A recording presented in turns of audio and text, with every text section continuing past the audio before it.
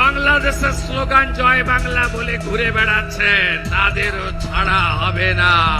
জয় Bangla slogan দিয়ে ঘুরে বেড়ানো কাউকেই ছাড় দেওয়া হবে না।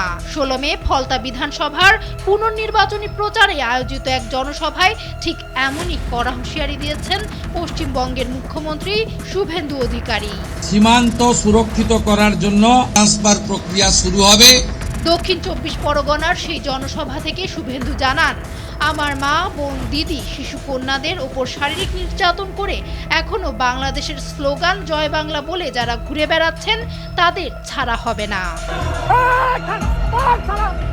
শুভেন্দু আরও জানান, ক্ষমতায় আসার মাত্র 8 দিনে আমরা কি করেছি তা আপনারা জেনেছেন। রাজ্যে এখন পর্যন্ত 321 জন বিজেপি কর্মী শহীদ হয়েছেন। তাদের প্রত্যেকের পরিবারে 18 থেকে 45 বছরের মধ্যে যারা রয়েছেন বিজেপি সরকার তাদের চাকরি দেবে। 45 দিনের মধ্যে বিএসএফ এর প্রয়োজনীয় জমি হস্তান্তর সম্পূর্ণ করতে হবে। সেই সঙ্গে সাবেক মুখ্যমন্ত্রী মমতা ব্যানার্জির সরকারের বিরুদ্ধে অভিযোগের আঙুল তুলে শুভেন্দু অধিকারী বলেন, জনসংখ্যা গণনার কাজ আটকে রাখা হয়েছিল, যা এখন ফের চালু করা হয়েছে।